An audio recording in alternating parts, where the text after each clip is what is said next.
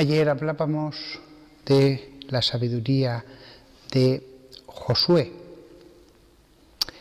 del espíritu de sabiduría que descendió sobre él. No quería pasar por alto este carisma de sabiduría del que habla San Pablo en los Corintios, sin hablar de una persona que la Biblia no puede ser más elogiosa respecto a él en este aspecto. 1 Reyes 4:29. Fijaos lo que dice: Dios dio a Salomón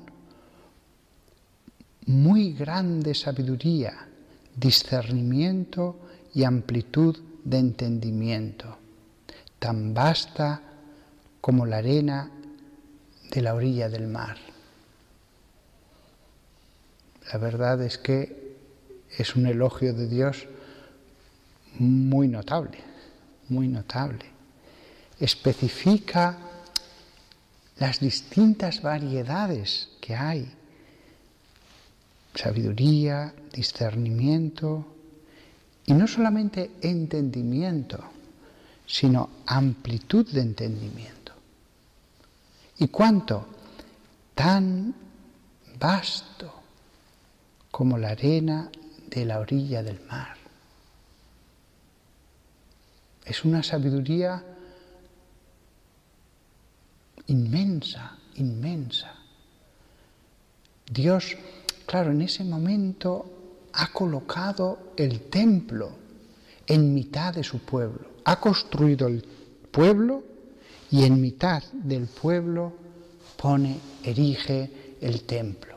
Y quiere que ese templo esté rodeado por la sabiduría de este rey. ¿Cómo debía ser el presentarse ante él con juicios? Porque estos reyes juzgaban como los antiguos jueces los casos más importantes que no habían sido resueltos por los príncipes de cada tribu. ¿Cómo sería la sabiduría en el gobernar? Pero sobre todo la sabiduría en las cosas relativas a Dios. Y Salomón nos ha dejado partes de la Biblia. Después, todo el mundo lo sabéis, empezó a desviarse. Pero no dice que perdiera el don, porque muchas veces hay personas que se desvían, pero un don de Dios permanece. ¿Está asegurada la permanencia? No. El don se puede perder, Dios lo puede retirar. Pero muchas veces, si no hay maldad, si no se corrompe totalmente la persona, se mantiene el don. Salomón al final cayó en la idolatría, lo cual es una demostración de que cualquier persona, por sabia que sea, por amor que tenga a Dios, después se puede desviar. Y lo que antes era una fuente de sabiduría puede convertirse en una fuente de error. Es más, y no se dice que esto le pasara a Salomón, pero puede suceder que lo que en un momento dado es una fuente de sabiduría se convierta en una gran fuente de error. Y peor todavía, porque el error puede estar entreverado con la sabiduría. La persona corrompida puede decir cosas muy profundas, muy sabias, muy verdaderas, y entonces el error que hay dentro es más peligroso que si fuera el error más burdo, el error más en estado puro. Así que menos mal que Salomón no llegó a eso, se desvió, pero no dice la palabra de Dios que llegara a eso. La lista que leíamos hace unos días de los carismas, después del don de sabiduría, de conocimiento y de fe, dice que a otros se les dan otros dones para sanar por un espíritu. Sanar. De este carisma yo puedo dar fe. A mí me han sanado en grupos de oración. El poder de Dios me ha sanado y a veces me ha sanado dejando claramente que era a través de esta persona, que fue la que oró en ese momento.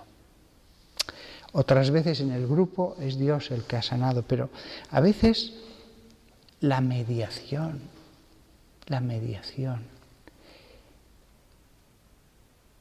El don de sabiduría es tan bueno para el pueblo de Dios, pero claro, al que le toca la sanación de una enfermedad, le va a hacer muy feliz. El don de sanación es una prueba. El de sabiduría, la persona puede ver el perfume de la verdad, pero el don de sanación es una prueba. Dios ha actuado aquí, le ha sanado.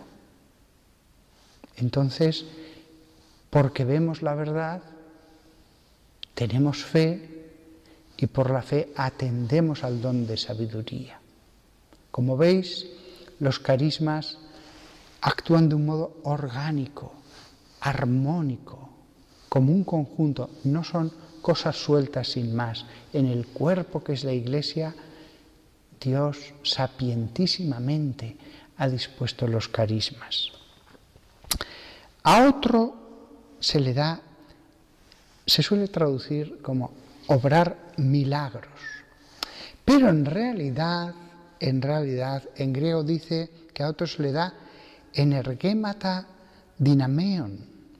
La traducción literal de esta palabra es que a otro se le dan operaciones de fuerzas.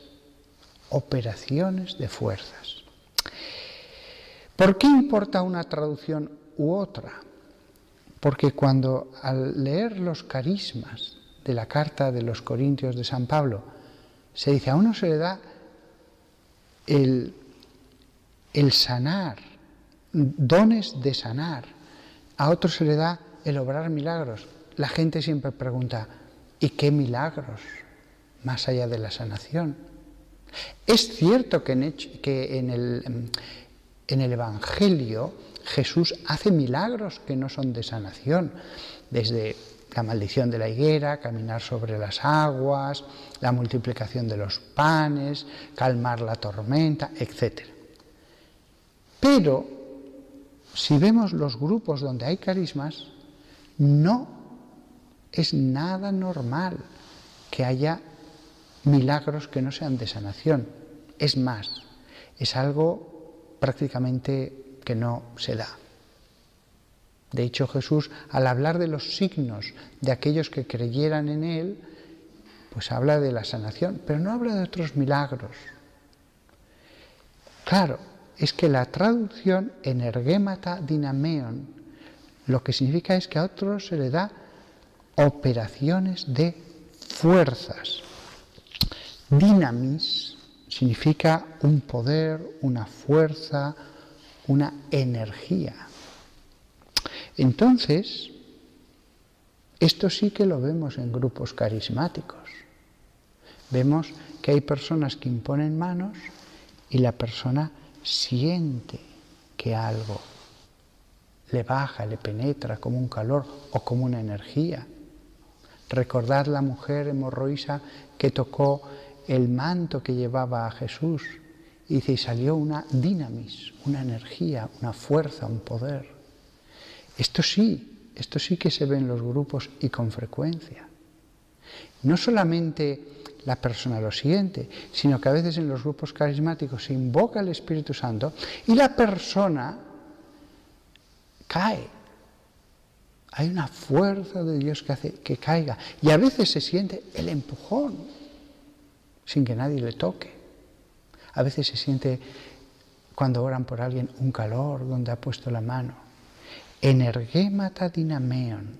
Esto sí, operaciones de esa dinamis, de fuerza, aunque lo dice en plural, fuerzas.